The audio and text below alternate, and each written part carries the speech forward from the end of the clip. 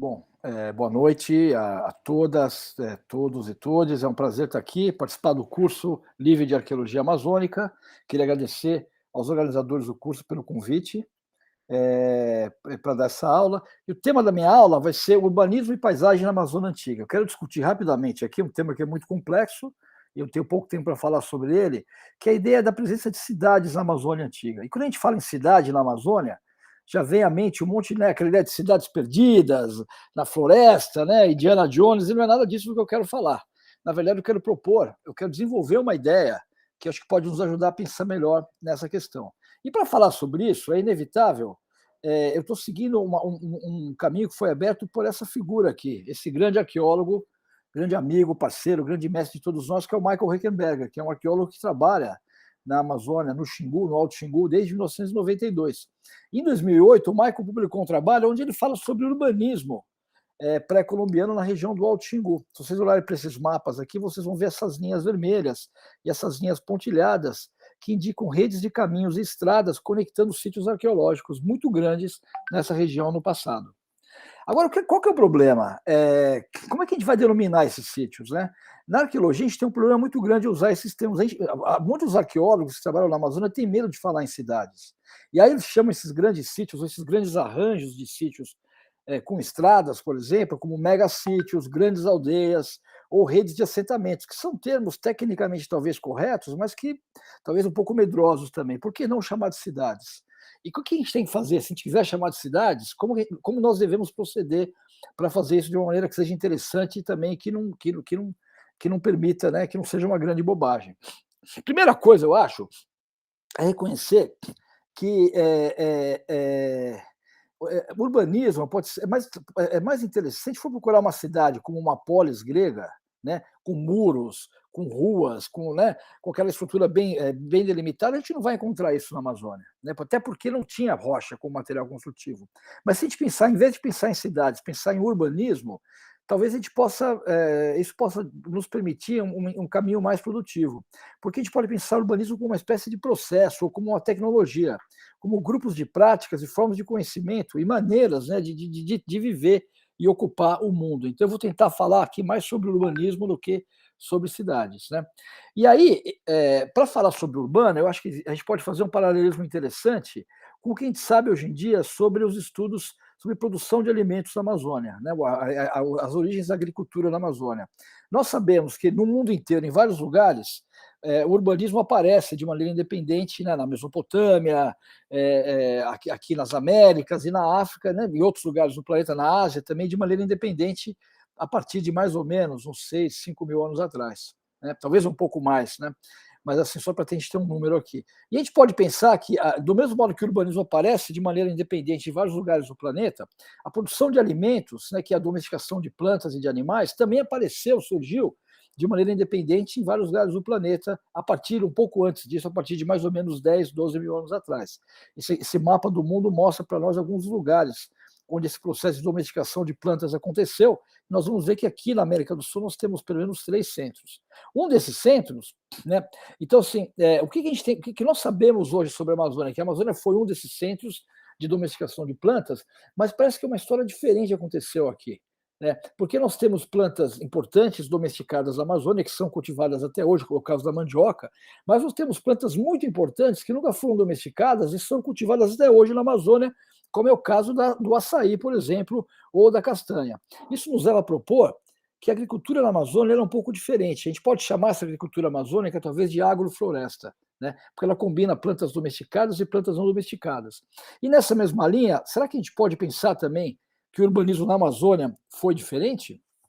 E para isso, a gente tem, essa aqui, por exemplo, é uma relação de algumas das plantas que foram domesticadas na Amazônia. Se vocês olharem para essa relação, nós vamos ver que a gente tem plantas como a mandioca, como a taioba, que são raízes, como a pupunha, que é uma palmeira, batata doce, que é uma raiz, né? A gente tem o açaí, que é uma árvore, o cupuaçu, e a castanha, que são árvores também, ingá, biribá, temos o amendoim, uma série de plantas super importantes, algumas delas consumidas no mundo inteiro, e essas plantas são plantas de categorias diferentes. A gente tem árvores, nós temos raízes, né? Nós temos poucos grãos. E o que é mais interessante no caso amazônico? Nós temos um gradiente sutil. Isso é uma coisa muito interessante que vai me permitir voltar a falar sobre o urbanismo, né? Entre plantas domesticadas e plantas não domesticadas. E ao longo do tempo, uma produção de uma grande diversidade, de uma grande agrobiodiversidade. Né? Algumas das plantas importantes que são consumidas até hoje na Amazônia e que foram cultivadas, que são cultivadas aqui há milhares de anos, como é o caso do mamão, da batata doce, do caju, do açaí, da mandioca e assim por diante. E aí, então, qual que é a conclusão que eu tenho sobre isso?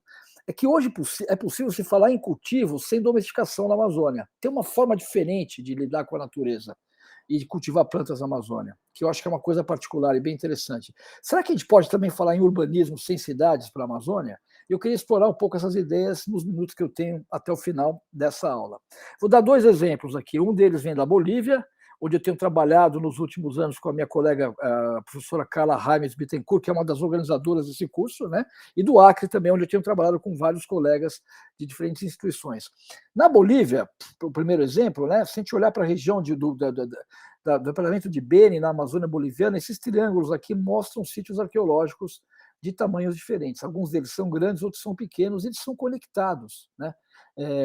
É, aparentemente havia relações entre eles no passado, conexões. Esses sítios são monumentais, por exemplo, isso aqui é a Loma Mendoza.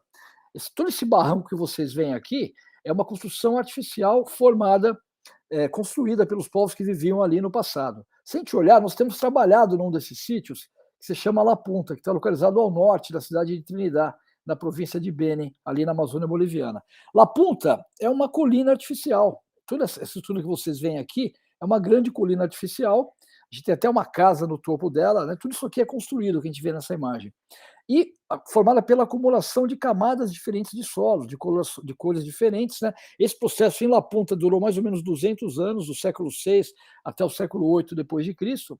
E a gente tem, como eu falei, dezenas de sítios com essas dimensões que envolveram mão de obra, né? São sítios aterros que foram construídos no passado nessa região.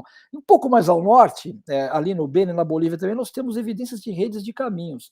Essas linhas escuras que vocês veem aqui, essas linhas pretas, são caminhos artificiais que foram construídos pelos povos estradas, que foram construídos pelos povos que viveram ali no passado. Isso já está documentado há muitos anos. Se a gente vai mais para o norte, já para a Amazônia brasileira, né, na região do Acre, aqui está a Bolívia, aqui está o Brasil, a gente vê também sítios como esses, que são os famosos geoglifos, né, identificados pelo professor Alceu Hanzi e pela professora Denise Chan, que são estruturas geométricas, quadrangulares, circulares, também com redes de caminhos e estradas. Né? Existem mais de 400 desses sítios identificados no sul do Amazonas, no Acre e em Rondônia. Né? E muitos mais no sul do Amazonas, até a região do Alto Xingu. Toda essa região aqui tem evidências desse tipo de sítio arqueológico, essas estruturas de terra. E nós temos encontrado também, nesses sítios, evidências de construção de estradas. Isso aqui é Sol de Campinas, um sítio que a gente tem escavado desde 2014, e vocês veem os montículos localizados ao redor de uma praça central e uma linha, que é um caminho. E essa região aqui é uma região hoje em dia coberta por pastagem, mas até 40 anos atrás ela era coberta por floresta. Nossos dados, as escavações lá em Sol de Campinas, né? Nossos dados lá no Acre, isso aqui são imagens feitas por drones, né? São sítios arqueológicos e essas redes de caminhos conectando. Nós publicamos esse artigo esse ano. Né? Nossos dados mostram que nessa região do Acre havia também uma extensa rede de caminhos e de estradas conectando esses sítios arqueológicos. E que, portanto, quando a gente pensa na arqueologia dessa região, do sudoeste da Amazônia, do Acre, da Bolívia e também do Alto Xingu, aqui um outro exemplo dessas redes de caminhos, né? Caminhos antigos que estão sendo revelados agora. Não se pode só pensar nos sítios arqueológicos isoladamente, mas a gente tem que entender a relação desses sítios com a sua paisagem e com as redes de caminhos que os conectavam. O modelo que a gente tem que ter é o modelo de constelação, de rede, e não o modelo do sítio isolado. E aí isso me permite voltar a falar sobre o urbanismo na Amazônia Antiga. Nós sabemos que esses sítios eles eram ocupados e abandonados. Então, esse urbanismo amazônico ele era marcado por processos que alternavam a dispersão e a concentração, a ocupação desses locais, por limites sutis entre domínios da natureza e da cultura, e, sobretudo, com base na produção e manejo da abundância. Isso é, são formas totalmente diferentes no passado das que nós vemos no presente de ocupar a Amazônia. Formas que geravam agrobiodiversidade, que aprimoravam as condições, né, de vida na floresta e que talvez tragam para nós alguns parâmetros que possam nos orientar nas decisões que nós temos que tomar hoje em dia, nas maneiras pelas quais nós devemos ocupar a Amazônia, que é uma região tão importante para o Brasil e para todo o planeta. É isso aí, muito obrigado, boa noite, até mais.